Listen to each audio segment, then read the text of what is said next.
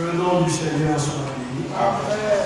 Je vous salue, frères et sœurs, dans le précieux nom de Jésus-Christ, notre Seigneur et notre Sauveur. Nous sommes dans la joie d'être dans la maison de Dieu, de pouvoir donc être devant la sainte face du Seigneur et de pouvoir l'adorer.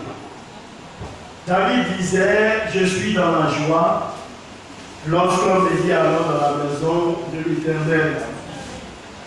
Et c'est aussi un retour pour moi, parce que j'ai eu un mal de temps vraiment terrible, mais par la grâce de Dieu, ça va. Je pense que les frères, les serviteurs de Dieu étaient, comme les gens le disent, sur mon dos. Il fallait que la situation puisse se résoudre rapidement. Alors, on me demandait de faire par à l'hôpital. Et puis à cela est venu s'ajouter aussi ma bien-aimée, qui elle aussi ne me laissait pas tranquille et qui insistait pour que j'aille ici à l'hôpital. Par la grâce de Dieu, la dent a été enlevée. Et nous bénissons donc le Seigneur. Amen. Alléluia. Que le nom du Seigneur soit glorifié. Nous allons essayer de chanter un chœur. Je l'ai écouté et je veux essayer de le chanter. Peut-être que je vais me tromper un peu, mais c'est un beau chœur qui est sur les ailes de la foi.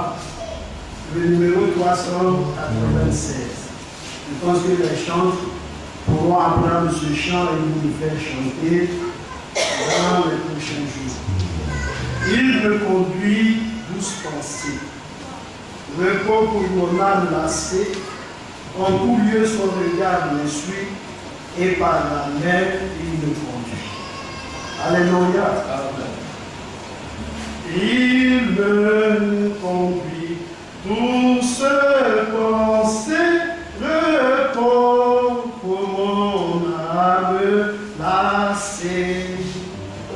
En tout lieu son regard me suit, et par la main il me conduit. Il me conduit, désormais pour lui je veux vivre. Les fidèles, je veux suivre le bon berger qui me conduit.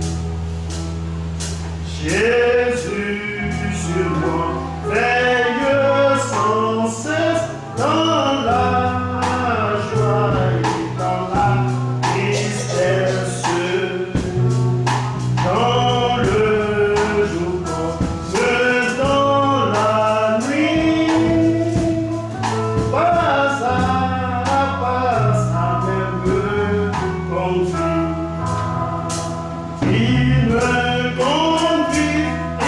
me conduit, désormais pour lui je veux vivre. Et puis fidèle, je veux le suivre, le bon berger qui me conduit. Alléluia. C'est vrai. Il me conduit, c'est une douce pensée. De savoir que ce texte-cyclone, si bon, accepte de me tenir par la main et de diriger mes pas. Alors, c'est un repos pour mon âme lassée. En tout lieu, son regard me suit. Alléluia. C'est vrai. Jamais le Seigneur ne nous perd un seul instant du regard. Son regard est toujours sur nous. Et par la main, il me conduit. Amen. Il me conduit. Désormais, Pour lui, je veux vivre. Amen. Brebis fidèle, je veux suivre le bon berger qui me conduit. Sur moi veille, Jésus sur moi veille sans cesse, dans la joie et dans la tristesse. Dans le jour comme dans la nuit, pas à pas, sa main me conduit. Amen. Comme un rempart, il me protège. Il me préserve de tout piège. Loin de moi, l'ennemi s'enfuit. Quand par la main, Christ me conduit. Quand mon heure sera sonnée, mon œuvre ici-bas terminée, je dirai dans la sombre nuit, je ne crains point qu'il me conduit. Amen. Alléluia. Amen. Et je crois que c'est l'aspiration de nos cœurs, de savoir que jusqu'au bout, nous serons avec le Seigneur. Amen. Nous n'abandonnerons pas la main tendue du Seigneur, parce que c'est une main de grâce et une main de compassion. Amen. Non seulement le Seigneur nous conduit, mais aussi, lorsque nous sommes dans les pleurs, le Seigneur nous apporte la consolation. Vous savez que la vie en Christ, elle n'est pas une vie de tout repos. Il faut combattre. Comme lorsqu'Israël était à Canaan, il fallait combattre. Quelquefois, pour nous, il est difficile de comprendre et de cerner la pensée du Seigneur. Le Seigneur a dit à Israël, je vous donne le pays de Canaan. Et c'était vrai. Il dit c'est un pays de paix. Un pays où le lait et le miel. C'était vrai. Mais pour entrer en possession de ce pays, il fallait mener le combat. Amen. Israël a combattu en chassant certains peuples. Le Seigneur a opéré de grandes délivrances. Mes frères, lorsqu'ils sont entrés à Canaan, et ça vous pouvez lire le livre de Josué, le peuple est resté tranquille, comme si tout était terminé. Mais à un moment, Josué a regardé le peuple et dit, jusqu'à quand vous allez rester là assis? Allez entrer dans l'héritage que le Seigneur vous a donné. Et alors, le peuple a dû mener des combats terribles afin de pouvoir avoir chaque parcelle de terre qui devait revenir aux 12 tribus d'Israël. Amen. Oui, bien aimé. Ce n'est pas quelque chose qu'ils sont allés demander, dire, bon, nous sommes venus récupérer le territoire que Dieu nous a donné, donc quitter là où on va s'installer. Non, non, non. Cela s'est fait avec le combat. Amen. Alléluia. Amen. Et les peuples qui n'ont pas pu être chassés sont devenus un piège pour les enfants d'Israël. C'est ce que la Bible nous enseigne. Amen. Et le Seigneur l'a fait aussi sciemment. Quand vous prenez les Philistins, alléluia, le Seigneur l'a fait. Pour que Israël, lorsqu'il y a des déviations, alors le Seigneur se sert de ces peuples-là pour ramener Israël à lui. Amen. Oui, bien aimé. Et aujourd'hui, nous avons toujours les mêmes problèmes qui continuent de nos jours. Alléluia. Oui, bien aimé. Notre Seigneur, il est vivant. Et notre Seigneur, il ne change pas. Je l'ai dit une fois, lorsque je lisais l'un des écrits du frère Franck, je pensais concernant la bande de Gaza ou quelque chose comme ça. Vous voyez, au niveau même des Palestiniens, il y a une mésentente, alléluia, parce que il y a deux ailes qui se combattent en Israël. Mais lorsque les colons juifs ont été déguerpis, je crois, de Gaza, les choses ne se sont pas passées facilement. Parce que les gens étaient à pleurer, ils ne voulaient pas partir. Même les soldats qui faisaient partie de leurs concitoyens étaient quelquefois en pleurs. Mais le Seigneur a permis toutes ces choses. Pourquoi? Parce que le Seigneur nous aide un jugement. Et ça, quand vous lisez les prophètes, vous allez voir ça à l'intérieur. Que le Seigneur a prévu juger, je crois, à Gaza et aussi à Ascalon. Mais pour que le Seigneur puisse l'accomplir, il faut que ses enfants à lui quittent le lieu. Et ça, nous on voit, on trouve que c'est vraiment douloureux, mais même en cela, le Seigneur veille sur nous. Alléluia. Ça, c'est la manière de faire de Dieu que vous et moi, nous n'arrivons pas toujours à comprendre. Mais le Seigneur, il sait mieux que nous ce qui est bon pour nous. Alléluia. Que le nom du Seigneur soit béni. Nous allons lire quelque chose dans le livre d'Actes des Apôtres, au verset 41.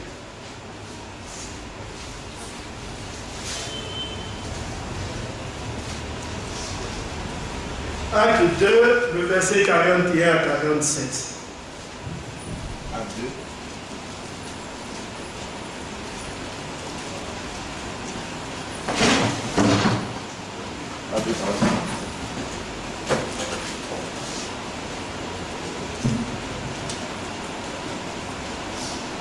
Amen. Acte chapitre 2, verset 41. Ceux qui acceptaient sa parole furent baptisés. Et en ce jour-là, le nombre des disciples augmenta d'environ 3000 âmes.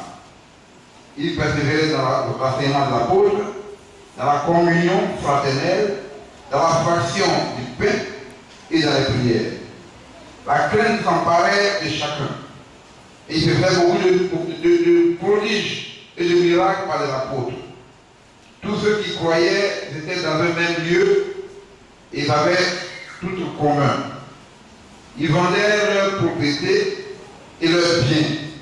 Ils en partageaient le produit entre tous, selon les besoins de chacun. Ils étaient chaque jour tout ensemble assidus au temple. Ils rompaient le pain dans les maisons. Et ils prenaient leur nourriture avec joie et simplicité de cœur, louant Dieu et trouvant grâce auprès de tout le peuple. Et le Seigneur ajoutait chaque jour à l'Église ceux qui étaient sauvés. Amen. Amen. Nous allons lire 2 Corinthiens 14.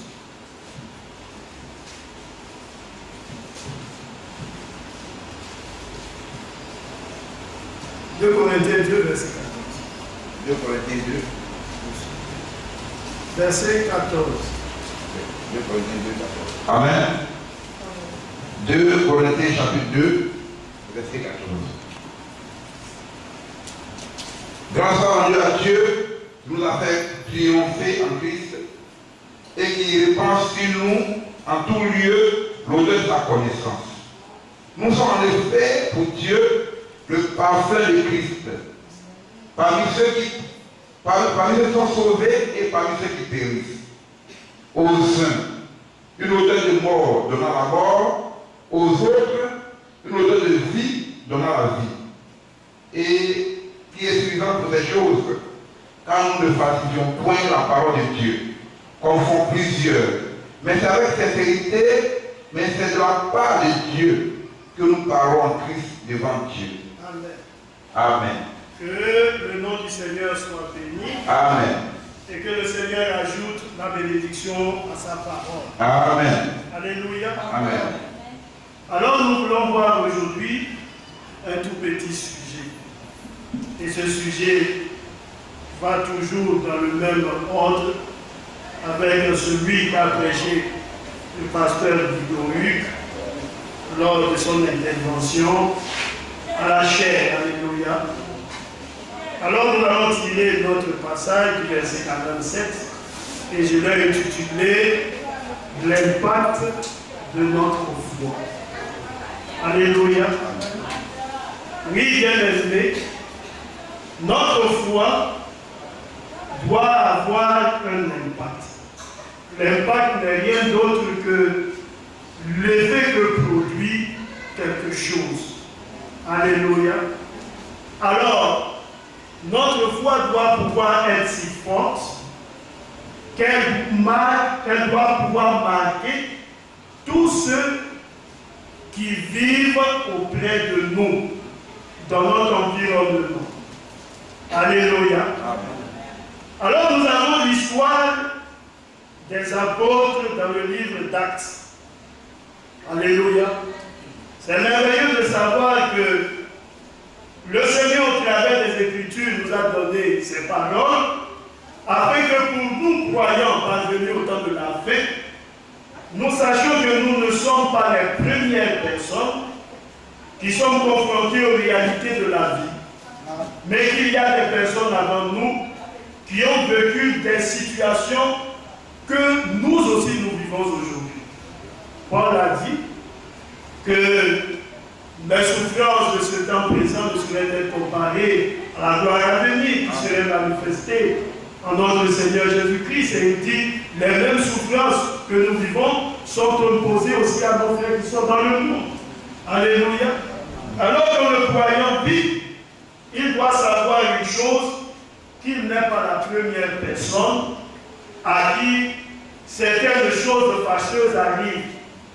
Il y a des personnes avant nous qui ont vécu des situations si terribles, si fortes, comme certaines personnes qui ont vécu aussi des situations glorieuses. Alléluia.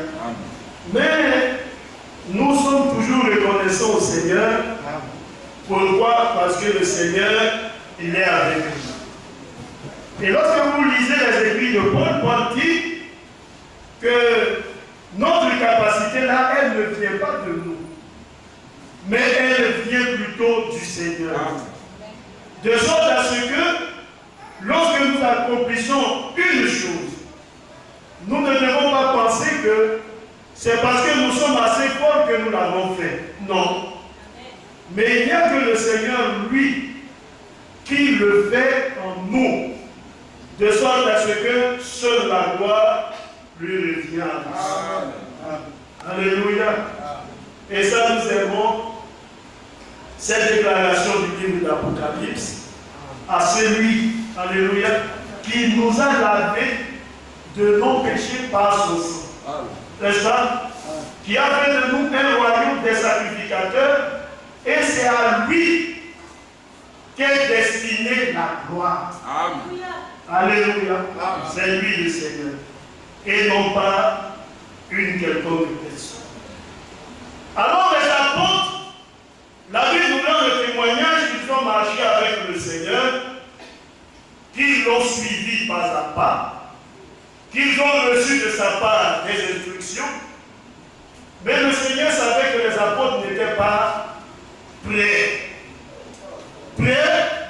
pour son service à lui. Mais on pourrait se poser la question, comment est-ce que cela est possible? Mais c'est le même Seigneur qui était avec eux qui leur dit, j'ai encore beaucoup de choses à vous dire, mais vous ne pouvez pas le supporter maintenant. Alléluia. Mais quand le Seigneur parlait en parabole et que les hommes n'arrivaient pas à comprendre, alléluia, la Bible nous dit qu'il prenait les disciples en particulier et il leur expliquait dans la profondeur le fond de sa pensée. Amen. Mais ce n'était pas suffisant. Parce que le Seigneur savait qu'il y a quelque chose qui manquait. Et il dit aux disciples, il est avantageux pour vous que je m'en aille. Amen. Alléluia. Ça c'est difficile à comprendre. Jésus était avec eux. Il marchait avec eux. Et auprès du Seigneur, ils étaient heureux. Ils multipliaient le pain, ils guérissaient les malades et toutes ces choses. Mais il leur dit, il est avantageux pour vous que je m'en aille. C'est un avantage pour vous. Car si je ne m'en vais pas, le consolateur ne viendra pas. Amen. Alléluia.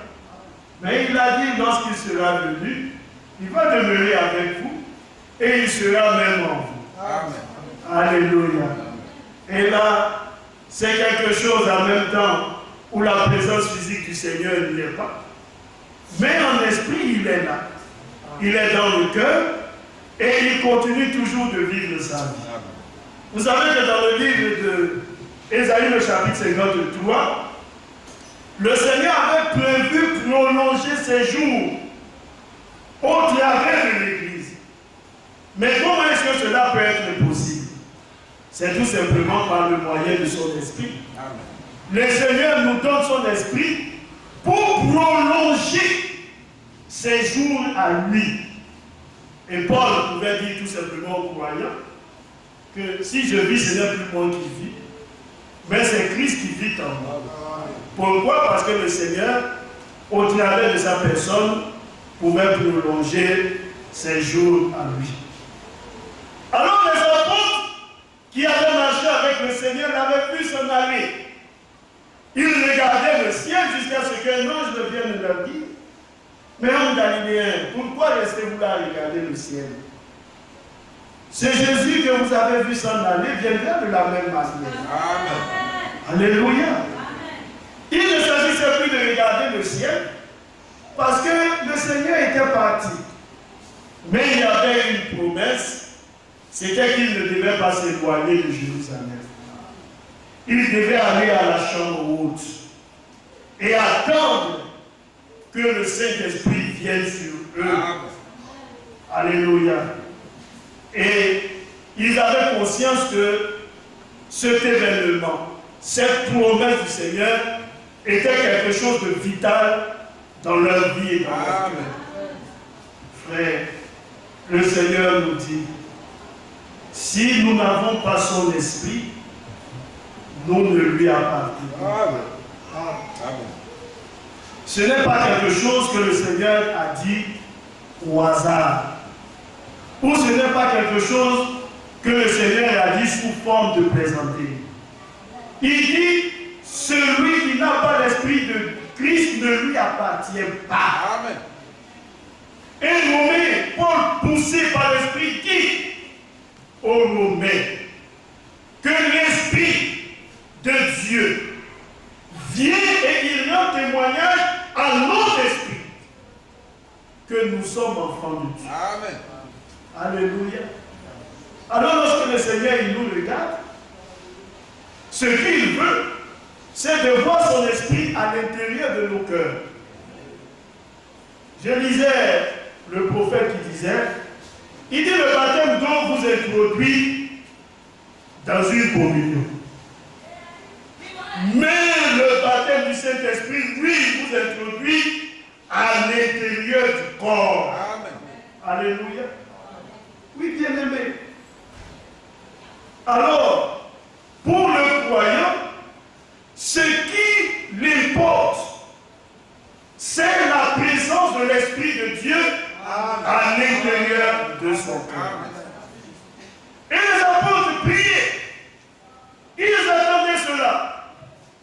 Et le jour de la Pentecôte, la Bible nous dit, alors qu'ils priaient, il y a eu un vent, alléluia. Et des langues de feu se sont posées sur tous ceux qui étaient rassemblés dans cette chambre. La Bible nous dit, ils étaient environ 120. Amen. Ils se sont mis à parler en langue, selon que l'Esprit leur donnait de s'exprimer. Et tous ceux qui étaient venus des différentes nations, quand vous lisez, vous voyez à l'intérieur, il y avait, je crois, des Grecs, et ainsi de suite. C'était les Juifs qui vivaient dans ces différents lieux-là. Ils étaient venus, et la Bible nous dit qu'ils les entendaient parler dans leur langue maternelle. C'était quelque chose de tout à fait nouveau, quelque chose qui dépassait l'entendement de l'homme. Alléluia. Oui, bien aimé. Et Pierre s'est levé. Il a donné le message de grâce. il est indiqué que la personne de Christ était celle-là qui apportait le salut. Et la Bible nous dit que les hommes ont eu le cœur vivement touché. Et ils se sont posé la question, comme frère, que ferons-nous? Et l'apôtre Pierre, qui avait reçu les clés du royaume, leur a indiqué comment est-ce qu'il faut entrer dans le royaume de Dieu. Alléluia. Oui, bien. Alors, pour entrer en Christ, on n'entre pas avec effraction. Jésus a dit, si vous passez autrement que par la porte, vous êtes un voleur et un brigand. Amen. Il faut toujours passer par la porte. Amen. Alléluia. Alors le Seigneur a donné les clés à Pierre, et Pierre a montré comment est-ce qu'il fallait entrer. Réportez-vous premièrement. Et que chacun de vous soit baptisé au nom du Seigneur Jésus-Christ. Amen. Et vous recevrez le don du Saint-Esprit. Amen. Car la promesse est là pour vous, pour vos enfants, pour tous ceux qui sont au loin. Amen. En aussi grand nom que le Seigneur votre Dieu les appellera. Amen. Alléluia. Et les hommes avaient écouté. Le cœur était vraiment saisi de crainte. Et la Bible nous dit, ceux qui acceptaient sa parole furent baptisés. Et en ce jour-là, le nombre des disciples augmenta d'environ 3000. Amen. Alléluia. Oh, c'est merveilleux. Amen. Regardez que dans Matthieu 16, le Seigneur avait posé la question de savoir que dit-on que je suis, moi le Fils de l'homme. Plusieurs réponses avaient été données. Et l'apôtre Pierre a dit, tu es le Christ, le Fils du Dieu vivant. Jésus lui dit, tu es le Simon, fils de Jonas, car ce ne sont pas la chair et le sang qui t'ont fait connaître cela, mais mon Père qui est dans les cieux. Et il lui dit, mais je te dis que tu es Pierre.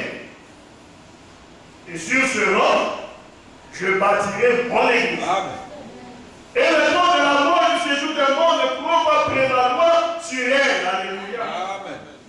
Et ce n'était rien d'autre que l'accomplissement des paroles de notre Seigneur Jésus. Amen. Parce que le livre d'Actes, le chapitre 2, marque la naissance de l'Église. Amen. Alléluia. Oui, bien-aimé. Oh, notre Seigneur, il veille toujours sur sa parole. Amen. Les hommes peuvent ne pas comprendre, mais c'est une réalité.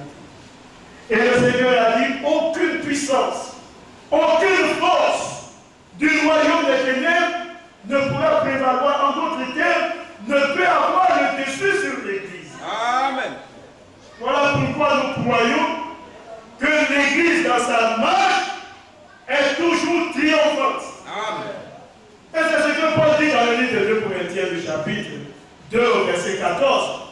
Grâce soit rendue à Dieu qui nous fait triompher toujours en Christ. Alléluia. Et il dit qu'il répand par nous en tout lieu l'odeur de sa connaissance. Alléluia. Oui, bien-aimé. Alors la connaissance de Dieu, elle a une certaine odeur. Les hommes ont différents parfums. Vous voyez, on ne connaît pas tous les parfums, mais on dit il y a pas qu'on la barbe, n'est-ce pas? Et puis il y a bien, je crois qu'il y a Yves Saint-Laurent, il y a plusieurs parfums comme ça de marque. Mais l'odeur de la connaissance de Christ, elle va au-delà de tous les parfums que les hommes peuvent connaître. Alléluia. Parce que à l'intérieur, il y a la vie. Alléluia. Oui, bien aimé. Alors la Bible nous dit de 120, ils sont passés environ 3000 âmes. Ils persévéraient dans l'enseignement des apôtres. Alléluia. Oui, bien aimé. Alors pour eux, qu'est-ce qu'il fallait faire? Il faut toujours commencer par le il faut pas vouloir sauter les étapes. Et une personne vraiment qui veut avoir une bonne assise, il doit commencer par le début. Amen. Si vous avez quelqu'un qui ne comprend absolument rien, même dans la vie naturelle, prenez un enfant qui n'a pas le niveau.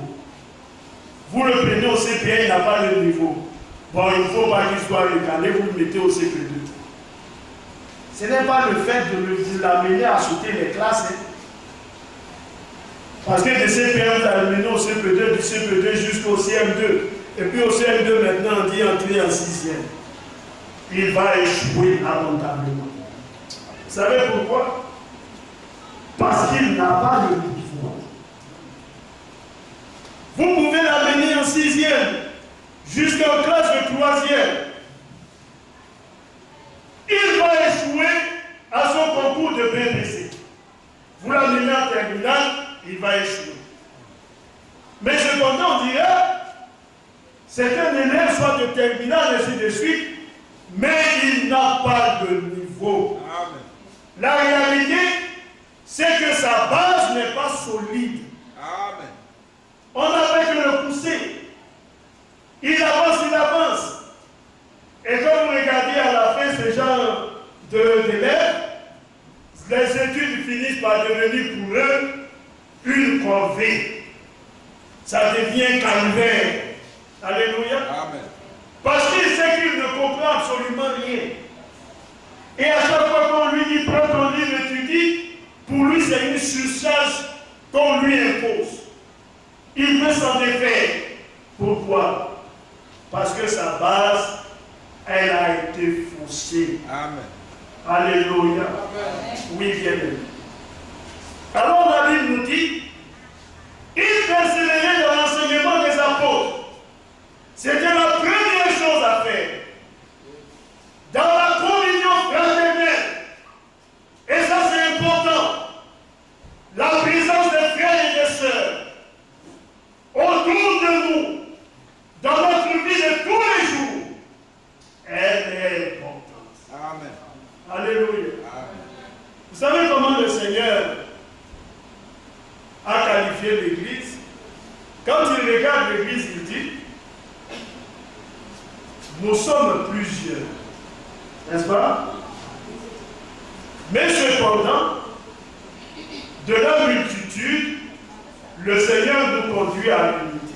Amen. Il dit, nous qui sommes plusieurs, cependant nous formons un seul corps. Amen. Alléluia. Alors lorsque le Seigneur nous regarde, il dit, c'est vrai que vous êtes plusieurs, mais vous ne formez que. Dans la parabole de Matthieu 13, lorsque le Seigneur a parlé de la bonne sémence, n'est-ce pas? Il dit la bonne sémence. Elle signifie quoi? Les fils du royaume. Amen. Mais on ne parle pas des bonnes sémences. Le Seigneur dit la bonne sémence, c'est l'unité qui représente une multitude de personnes. Alléluia. Voyez, et quand vous lisez les Épîtres, je lisais un jour le livre de Philémon. Quand Paul parle à Philémon, il dit à Philémon, tu es une partie de moi. Alléluia. C'est vrai. Alors nous sommes membres les uns des autres.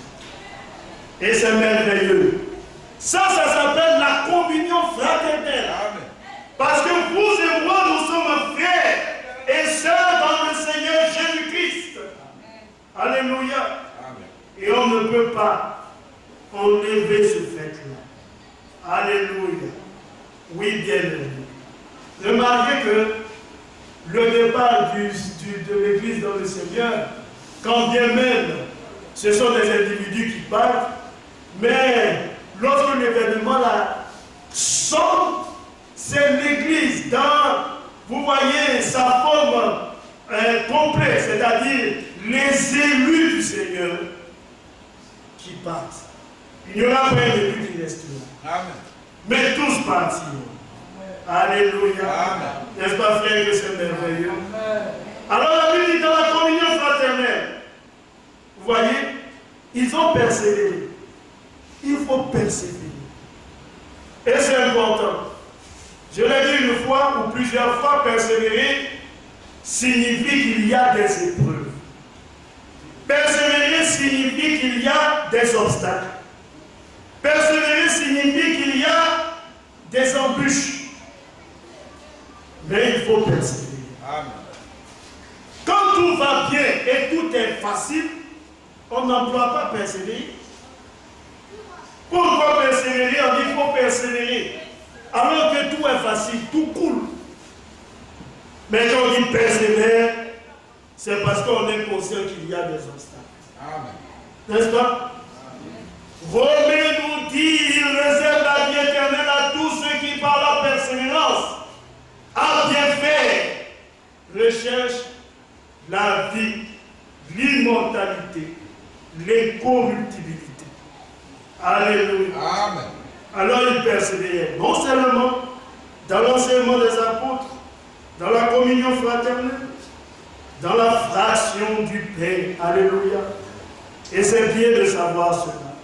C'était une joie pour les enfants de Dieu lorsque il y avait le repas du Seigneur de s'approcher de la table du Seigneur. C'était bien pour eux. Alléluia. On ne se mettait pas en retrait, mais on participait d'un cœur joyeux. Pourquoi? Parce que pour eux, ils commémoraient la mort et la résurrection du Seigneur. Et quand ils mangeaient, ils témoignaient qu'ils étaient une partie du corps du Seigneur. C'est important, frère. Alléluia. Et la Bible nous dit dans les prières. Ils persévéraient aussi dans les prières. Alléluia. Prière. Prier. Dire à Dieu le besoin de son cœur. Lui exprimer ses souhaits. Faire connaître à Dieu vos besoins par les prières de supplication. Amen. En lui rendant des actions de grâce. Alléluia. Et c'est ce qu'il faisait. Il faut prier. Il faut persévérer. Quand tout semble noir et difficile, il faut continuer. Alléluia. Israël en est dans l'esclavage, a prié le Seigneur pour sa délivrance. Mais cela a mis 400 ans. Pensez à cela. 400 ans à prier pour que Dieu les libère du poids de l'esclavage. Mais leur persévérance a fini par payer. Amen. Le Seigneur a dit, et ça c'est le témoignage de notre Dieu, j'ai vu les souffrances que lui ont poussé ses oppresseurs. J'ai entendu ses cris. Alléluia. Oui, bien-aimés. Combien de générations ont passé? Si vous prenez au moins 40 ans, sur 400 ans, c'est au moins 10 générations qui ont passé.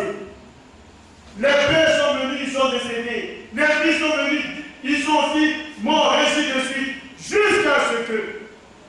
Mais le Seigneur, il a entendu leur cri. Il a entendu leur prière. Il s'est souvenu de la promesse qu'il a faite de son alliance avec eux. Et il a dit, je suis descendu pour les délivrer. Notre Seigneur, il exauce nos prières. Amen. Alléluia. Seulement le Seigneur, il répond au temps favorable. Amen. Alléluia. Alors quand nous crions, nous ne devons pas penser que le Seigneur n'entend pas, que le Seigneur n'écoute pas. Il écoute, mais il agira au moment opportun. Alléluia. Abraham, pendant 25 ans, il attendait le fils de la promesse. Amen. Il a persévéré, alléluia, pendant 25 ans. Certainement, lorsqu'on lui demandait, Abraham, tu nous as dit que Sarah allait avoir un enfant, mais tu es sûr que la révélation est bien de Dieu. Mais la Bible nous dit qu'il ne doutait point par incrédulité. Il a espéré contre toute espérance. Parce qu'il avait en lui la conviction que ce que Dieu promet, il a aussi la capacité pour l'accomplir. Et vous savez qu'est-ce qui nourrissait Alléluia. Et le prophète du temple a fait un prêcher sur El Shaddai, le Dieu qui a des ailes, qui invitait son serviteur à se blottir sur sa poitrine et à se nourrir de ce lait maternel. Alléluia. Oui, bien-aimé. Alors tout le corps d'Abraham s'est vu rajeuni. Alléluia. Oh, c'est merveilleux. Amen. Oui, bien-aimé. Sarah qui était vieille, elle a dit, moi qui suis vieille, qui n'ai plus de désir, comment est-ce que j'aurai un enfant? Mais remarquez ce que tu as fait. Le Seigneur a agi même sur le corps d'Abraham, de Sarah. Il a régénéré tout ce qui était en elle, mort, détruit. Alléluia. Oh bien-aimé, de sorte à ce que une vieille femme pouvait faire de l'effet encore à elle-même. Parce que lorsque vous lisez l'histoire d'Abraham, vous voyez que ce roi de nation, il a regardé Sarah, et puis il a regardé, il a observé, il a vu qu'elle était extrêmement belle. Amen. Mais c'était une vieille. Alléluia. Oui, bien-aimé. Ça, c'est le pouvoir du Seigneur. Amen. Même dans sa vieillesse, elle pouvait encore susciter. Vous voyez l'admiration. Vous voyez dans les yeux des hommes. Mais prenez une femme de 80 ans, elle frappe le regard de qui? Alléluia. Une femme de 90 ans, elle frappe le regard de qui? Lorsqu'on la regarde, excusez-moi du terme, on dira, voici une vieille caractère qui passe. Mais lorsque le roi il a regardé ça, il dit alors, quelle femme sublime, amen, quelle est merveilleuse. Mais il y avait des jeunes femmes dans le royaume. Alléluia. Ça, c'est le pouvoir de notre Dieu. Amen. Alléluia. Oui, bien-aimé. Alors, il persévérait dans la prière. Et la Bible nous dit la crainte s'emparait de chacun. Et il se faisait beaucoup de prodiges et de miracles par les apôtres. Amen. La crainte était présente. Elle s'était emparée du cœur de chacun. Et la Bible nous dit qu'il se faisait beaucoup de miracles par les apôtres. Tous ceux qui croyaient étaient dans le même lieu. Alléluia. Il n'y avait pas de frères qui se levaient et qui cherchaient à se mettre à l'écart pour faire quelque chose de particulier, quelque chose qui lui appartenait en propre. Non. Mais la Bible nous dit qu'ils étaient tous ensemble dans le même lieu. Amen. Et ils avaient tout en commun. Alléluia. Et nous croyons, comme le pasteur l'a dit, que nous allons vivre un jour ces événements. Alléluia. Oui, bien aimé. Ils vendaient leur propriété. Vous savez pourquoi? Parce qu'ils avaient dans le cœur que le Seigneur revenait bientôt. Et cette espérance dans leur cœur les amenait à dire, mais qu'est-ce que ça va nous profiter, quoi, tous les biens que nous avons? Nous allons les laisser partir. Alors, nous devons vendre tout ce que nous avons et puis penser au retour du Seigneur. C'était la pensée qui animait leur cœur. Quand bien même le retour du Seigneur était encore loin, eux ne le savaient pas, mais ils vivaient leur foi comme si le Seigneur pouvait venir d'un instant à l'autre. Et la Bible nous dit, et ils ont partagé le produit entre tous selon les besoins de chacun. Ils étaient chaque jour tous ensemble assidus au temple. Alléluia. Oui, bien-aimé. Et nous pouvons prêcher sur cela. Alléluia. Quand on doit supplier un frère, quand on doit supplier une sœur, pour qu'elle soit présente dans la maison de Dieu, ou pour qu'il soit présent dans la maison de Dieu, alors, vous voyez, ça devient tout simplement de l'enfantillage. On n'a pas à supplier quelqu'un. Alléluia. On peut essayer de supplier un petit enfant, essayer, vous voyez, pour l'amener soit à manger parce qu'il ne veut pas manger, on essaie par des procédés pour l'amener à manger. Mais une grande personne, pourquoi le supplier pour manger? Quelquefois, lorsque Je parle de ces choses pour moi, je dis, mais quand quelqu'un ne veut pas manger, c'est parce qu'il n'a pas faim. S'il a faim, il va manger. S'il ne veut pas manger, on n'a pas à le supplier. C'est une grande personne. Est-ce qu'on prend la cuillère pour la mettre dans sa bouche? C'est lui-même qui prend sa cuillère qui met dans la bouche. S'il ne veut pas manger, c'est parce qu'il n'a pas faim. Un bébé ne peut pas mettre la cuillère à sa bouche. C'est pourquoi la mère prend la cuillère et la porte à la bouche de l'enfant. Un homme qui a habité, oui. Lui, il ne peut pas, du fait de la maladie, apporter la nourriture à sa bouche. On lui apporte la nourriture. Mais un homme qui a toutes ses capacités, qui ne veut pas manger, c'est parce qu'il n'a pas faim. Quand il aura faim, il mangera. Alléluia. Même dans le noir, quand vous avez quelque chose à la main, vous ne la mettez pas à l'oreille, n'est-ce pas? Vous la portez à la bouche. Alléluia. Oui, bien aimé. Alors les hommes doivent savoir pourquoi est-ce qu'ils adorent le Seigneur. Amen. Alléluia. La Bible nous dit qu'ils étaient assis du haut. C'était une joie pour eux de venir.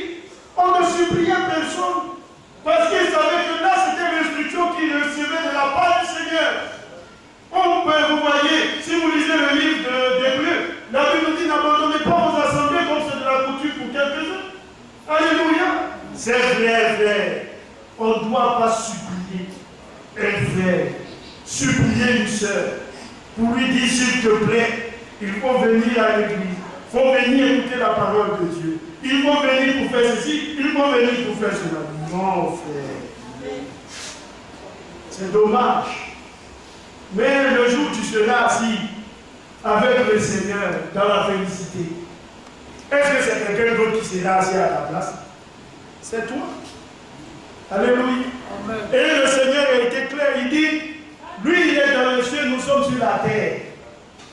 Il dit, mais quand tu fais le bien là, en quoi cela réjaillit sur moi? Il dit, si tu pêches aussi, ça me fait quoi? Ça ne me fait aussi rien. Alléluia. Oui, bien aimé. Alors pour vous et moi, nous devons faire très attention. Parce que ce que nous faisons n'a pas réellement d'impact sur le Seigneur. Non. Si nous faisons bien, c'est pour nous. Si nous faisons mal, c'est aussi pour nous. L'avantage, c'est nous qui tirons cela. Que ce soit du côté positif, comme du côté négatif. Amen.